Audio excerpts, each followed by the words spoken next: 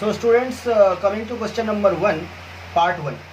और इसमें हमारे पास 10 kg का एक ब्लॉक है जो कि इक्विलिब्रियम में है, और यहाँ पे हमारे पास दो स्ट्रिंग हैं ए और बी, और हमसे पूछा गया है कि स्ट्रिंग ए में टेंशन कितना होगा।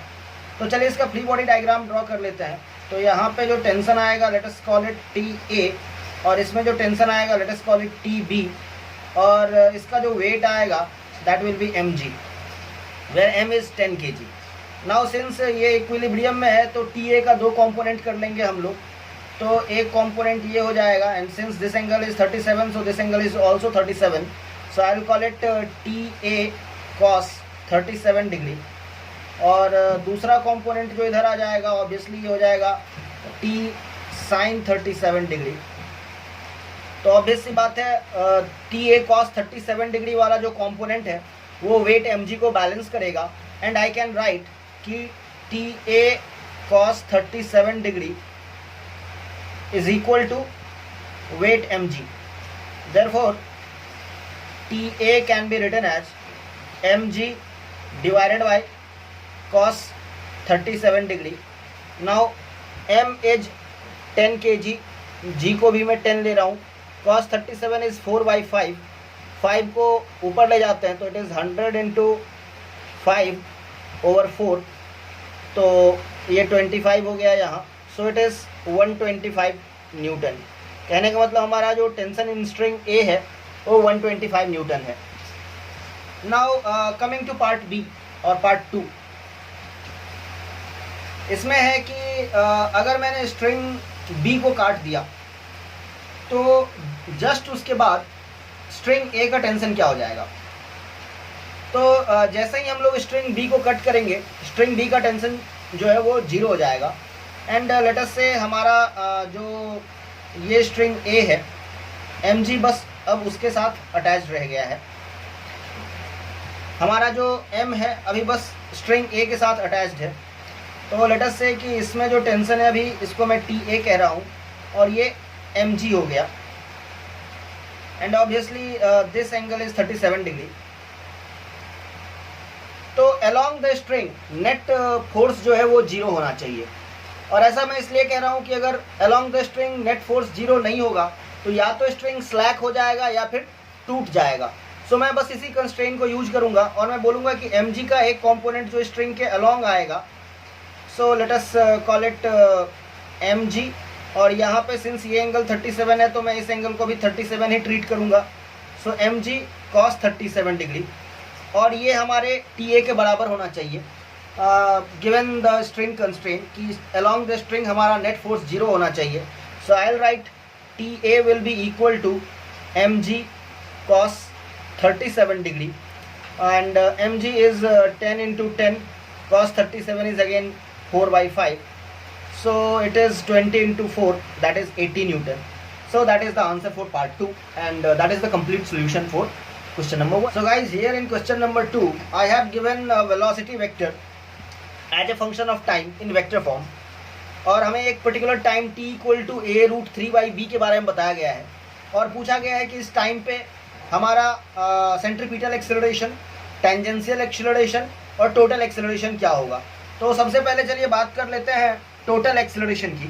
तो हम लोग जानते हैं कि हमारा जो एक्सेलरेशन वेक्टर ए हो जाएगा वो और कुछ नहीं dv/dt हो जाएगा। ए सिंस कांस्टेंट है तो उसका डिफरेंशिएशन 0, b बाहर आ गया, dt/dt 1 हो जाएगा। सो bj that is the net acceleration at any given time which is a constant, so I can say that magnitude of total acceleration mod a is just going to be b। अभी जैसा कि हम लोग चाहते हैं अगर tangential acceleration calculate करना तो a टेंजेंशियल जो होता है वो d/dt of magnitude of velocity vector होता है, यानी कि स्पीड का रेट ऑफ चेंज होता है टेंजेंशियल एक्सेलरेशन। तो सबसे पहले हम लोग स्पीड कैलकुलेट कर लेते हैं। तो स्पीड जो है वो वेलोसिटी वेक्टर का मॉड है। So I can write here it is √a² plus b² t²। और यहाँ से अगर मैं टेंजेंशियल एक्सेलरेशन कैलकुलेट करना चाहता हूँ तो मुझे इस स्पीड को डिफरेंशिएट करना होगा। So d/dt of √a² A square plus B square T square. तो चलिए इसको अगर मैं सॉल्व करता हूँ then I will get 1/2 square root of A square plus B square T square. And now if I am differentiating A square plus B square T square, तो A square का differentiation 0 हो गया, B square as it is आ रहा है, T square का 2t हो गया। So this is the value of tangential acceleration at any given time. और अगर मैं इसमें टाइम की वैल्यू a√3/b प्लग इन करता हूँ देन आई विल गेट, सबसे पहले तो इस 2 को कैंसिल कर रहा हूँ मैं यहाँ से, तो बी स्क्वायर और t के जगह पे मैं लिख रहा हूँ a√3/b है, तो b को डिनोमिनेटर में ले जा रहा हूँ। और यहाँ पे हमारे पास आ जाएगा a square plus B square और टी स्क्वायर के जगह अगेन a स्क्वायर √3 का स्क्वायर हो गया 3/b का स्क्वायर हो गया b square. So I can cancel this b square thing, और ये भी यहाँ से कैंसिल हो रहा है। So I can write it is ab√3 as numerator. Denominator में हमारे पास आ रहा है a square plus 3a square which is 4a square, और इसका स्क्वायर रूट 2a हो जाएगा। So let me write 2a। तो a से a यहाँ पे कैंसिल हो गया, और इस तरीके से हम देख रहे हैं कि हमारा टेंजेंशियल एक्सेलरेशन at जो है वो हमारे पास आ रहा है b टाइम्स √3/2। अब हमारे पास टेंजेंशियल एक्सेलरेशन है और हमारे पास नेट एक्सेलरेशन है। अब हमें नॉर्मल एक्सेलरेशन निकालना है, तो हम लोग जानते हैं कि total acceleration square is equal to A normal square plus A tangential square. तो टोटल एक्सेलरेशन जो है वो हमारे पास b है, so let me write b square is equal to A normal हमें पता करना है, so A normal square plus A T square which will become b square into 3/4. Let us bring b square into 3/4 in LHS. So I'll have b square minus 3b square by 4 which will give me b square by 4 and that is equal to a normal square. और यहाँ से मैं normal acceleration की बात कर सकता हूँ। सो a normal is equal to square root of b square by 4 and that will be equal to b/2. तो हमने यहाँ से टेंजेंशियल एक्सेलरेशन, टोटल एक्सेलरेशन और नॉर्मल एक्सेलरेशन तीनों का मैग्नीट्यूड कैलकुलेट कर लिया है। So students coming to question number 3, और इसमें हमारे पास एक पार्टिकल के सर्कुलर मोशन की बात की गई है और बताया गया है कि पार्टिकल का जो सेंटर है सर्कल का वो 1,0 है और रेडियस 1 मीटर है, और पार्टिकल जो है अपनी जर्नी स्टार्ट कर रहा है ओरिजिन से विद इनिशियल स्पीड 0, और हमारे पास जो rate of change of speed है यानी कि टेंजेंशियल एक्सेलरेशन वो π/2 मीटर पर सेकेंड स्क्वायर बताई गई है। और यहाँ पर हमसे पार्ट ए में पूछा जा रहा है कि हाफ वे ट्रैवल करने में यानी कि सेमी सर्कल तक ट्रैवल करने में पार्टिकल को कितना टाइम लग जाएगा। So let us do that. हम लोग पार्ट ए की बात करने वाले हैं यहाँ पे। तो हमारा जो पार्ट ए हो जाएगा वो कुछ यूँ हो जाएगा कि हम लोग s = ut plus half at square यहाँ पे यूज कर सकते हैं। ऑल्दो ये रेक्टिलिनियर मोशन नहीं है फिर भी मैं इस एक्सप्रेशन को इस तरीके से यूज करना चाहता हूँ क्योंकि पार्टिकल का जो यहाँ पे हम लोग s बोलेंगे वो हम लोग डिस्प्लेसमेंट को नहीं डिस्टेंस को बोलने वाले हैं कि o से p तक ये जो कर्व्ड लेंथ आ रहा है, जो डिस्टेंस है उसको मैं s की जगह ये पे यूज करूँगा। और a यहाँ पे मैं नेट एक्सेलरेशन की बात नहीं कर रहा हूँ, यहाँ पर मैं a बात कर रहा हूँ टेंजेंशियल एक्सेलरेशन की। In that way we can use this expression for circular motion also. So let's do that. हमारा जो s हो जाएगा वो सेमी सर्कल का पेरीमीटर हो जाएगा यानी कि o से लेकर के p तक का जो आर्क लेंथ है वो हो जाएगा। That will be equal to πr। u हमारा 0 है इसलिए ut टर्म लिखने की जरूरत नहीं है। हाफ a के जगह पे मैं टेंजेंशियल एक्सेलरेशन π/2 लिखूंगा इंटू टी स्क्वायर लिखूंगा। मेरा पाई से पाई कैंसिल हो गया और r है मेरा 1 मीटर और ये 2 × 2 4 को LHS में दे आते हैं। That is equal to T square and from here I can say that t is equal to 2 second. और अभी यहाँ पे मुझे पार्टिकल के स्पीड के बारे में भी पूछा गया है तो मैं फिर से काइनेमेटिक्स का जो इक्वेशन होता है v = u + at उसे यूज करने वाला हूँ। और u हमारा 0 है, टेंजेंशियल एक्सेलरेशन a की जगह पे यूज करेंगे π/2 और टाइम हमने पता किया है 2 सेकेंड, तो 2 से 2 कैंसिल हो गया यहाँ पे। So the speed is π metre per second and that is the answer for question number 3। So students coming to question number 4, और यहाँ पे हमें बताया गया है कि एक पार्टिकल है जो कि XY प्लेन में सर्कुलर मोशन कर रहा है about an axis passing through the Z axis. सो ये जो एक्सिस है Z एक्सिस इसके थ्रू ये सर्कुलर मोशन कर रहा है। और अभी हमसे ये बोला गया है कि इसका रेडियस 2 मीटर है और P पॉइंट पे, ये जो पॉइंट P है, यहाँ पे एक्सेलरेशन है 6i cap minus 8j cap. तो हमसे इस पार्टिकल के एंगुलर एक्सेलरेशन और angular velocity at point P के बारे में पूछा जा रहा है। तो यहाँ पर हम लोग क्या कह सकते हैं कि P पॉइंट पे अगर ये एक्सेलरेशन 6i कैप है तो लेट अस कॉल इट 6, और माइनस 8j कैप है तो लेट अस कॉल इट 8। तो यहाँ पे हम लोग क्लियर कट देख सकते हैं कि ये जो 8 है वो हमारा सेंट्रीपिटल एक्सेलरेशन है और 6 जो है वो हमारा टेंजेंशियल एक्सेलरेशन है। तो AT को हम लोग 6 कह रहे हैं और AC को हम लोग 8 कह रहे हैं। जैसा कि हम लोग जानते हैं जो टेंजेंशियल एक्सेलरेशन होता है वो एंगुलर एक्सेलरेशन टाइम्स रेडियस होता है और ये 6 है। तो यहाँ से हम लोग देख सकते हैं कि अल्फा आर का वैल्यू 2 है is equal to 6, therefore I can say alpha equal to 3। और जहाँ तक बात है डायरेक्शन लिखने की, तो सिंस हमारा जो पार्टिकल है वो क्लॉकवाइज रोटेट कर रहा है, तो राइट हैंड थंब रूल अगर हम लोग लगाते हैं और अपने फिंगर्स को along the direction of rotation curl करते हैं, तो मेरा थंब जो है वो नेगेटिव जेड एक्सिस के अलोंग जा रहा है, इसलिए अल्फा का जो डायरेक्शन हो जाएगा वो माइनस के कैप हो जाएगा। सिमिलरली हम लोग सेंट्रीपिटल एक्सेलरेशन 8 जानते हैं, इसको हम लोग लिख सकते हैं omega square into R is equal to 8, और आर हमें 2 पता है, तो omega square equal to 8/2 which is 4। और यहाँ से हम लोग कह सकते हैं कि ओमेगा जो है वो हो गया हमारे पास 2। अगेन जो डायरेक्शन है वो माइनस के कैप ही रहेगा। ये जो अल्फा या ओमेगा ऐसा जो पोलर वेक्टर्स होते हैं, इसका डायरेक्शन आप राइट हैंड थंब रूल से पता कर सकते हैं। आपको अपने राइट हैंड के फिंगर्स को in the direction of rotation curl करना है और आपका जो थंब है वो किसी भी पोलर वेक्टर के डायरेक्शन को बता देगा। So that was all about question number 4। So guys coming to question number 5, और यहाँ पे हमें एक पार्टिकल के सर्कुलर मोशन के बारे में बताया गया है जिसका कि रेडियस 1 मीटर है। इनिशियली एंगुलर स्पीड जो है वो 12 रेडियन पर सेकेंड है और फाइनल एंगुलर स्पीड जो है आफ्टर 2 सेकेंड 480 बाई रोटेशन पर मिनट RPM हो जाता है। सबसे पहले हम लोग RPM को SI यानी कि रेडियन पर सेकेंड में कन्वर्ट कर लेते हैं। तो 480 बाई पाई और 1 rotation is equal to 2 pi radian और 1 minute is equal to 60 second. So 2 pi by 60 से मैंने इसको मल्टीप्लाई कर दिया, पाई से पाई कैंसिल, 68 जा 480, सो इट इज़ 16 रैड पर सेक। ये हमारा फाइनल एंगुलर वेलोसिटी आ गया। और फिर ये भी बताया गया है कि T इक्वल टू 2 सेकेंड के बाद पार्टिकल का एंगुलर एक्सेलरेशन खत्म हो जाता है, यानी कि पार्टिकल जो है वो कांस्टेंट एंगुलर स्पीड के साथ मूव करने लगता है। तो हमसे कुछ चीज़ें पूछी गई हैं, जैसे कि एंगुलर एक्सेलरेशन पूछा गया है, तो उसके लिए हम लोग सिंपली कह सकते हैं कि ओमेगा फाइनल जो है that will be equal to omega initial plus alpha T. इसको मैं यूज करूँगा, तो ये मेरा पार्ट ए है।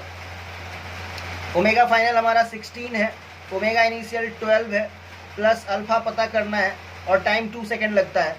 तो यहाँ से हम लोग अल्फा को सॉल्व कर सकते हैं, that will be equal to 16 minus 12 that is 4/2 which will become 2 radian per second.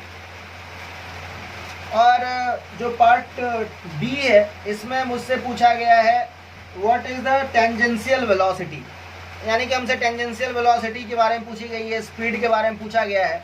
तो अगर हमें अल्फा पता है तो हम लोग अल्फा इंटू आर करके AT यानी कि टेंजेंशियल एक्सेलरेशन भी पता कर सकते हैं। तो इन दिस केस हमारा जो टेंजेंशियल एक्सेलरेशन आ रहा है वो हमारा अल्फा है 2 और रेडियस है 1, so it is 2 metre per second square.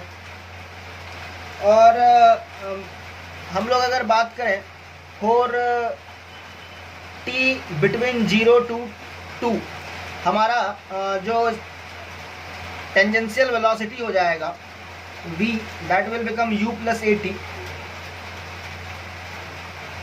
That is v will become u, that is omega initial 12 into radius 1 plus tangential acceleration is 2 metre per second square into time t, यानी कि v equal to 12 plus 2t आ गया, but since हमारा angular acceleration जो है वो t equal to 2 तक ही रहता है, तो ये एप्लीकेबल है 0 से 2 के बीच के लिए।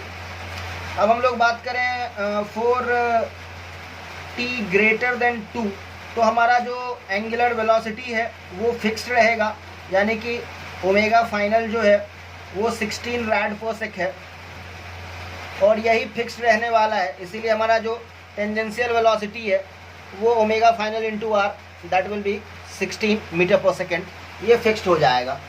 अब अगर बात करें हम लोग पार्ट सी की, तो हमसे पूछा गया acceleration of the particle at 2 given times. तो t इक्वल टू 0.5 की बात कर रहा है और यहाँ पे हमसे एक्सेलरेशन पूछा गया है। तो t इक्वल टू 0.5 सेकेंड पे टेंजेंशियल एक्सेलरेशन होगा, क्योंकि अभी हमारे पास एंगुलर एक्सेलरेशन है t इक्वल टू 0 से t इक्वल टू 2 के बीच में। तो टेंजेंशियल एक्सेलरेशन हमारा हमने ऑलरेडी कैलकुलेट कर लिया है, that is fixed which is 2 metre per second square. और हमारा जो सेंट्रीपिटल एक्सेलरेशन है AC, वो हमें पता करना पड़ेगा, and that will be equal to omega square into are.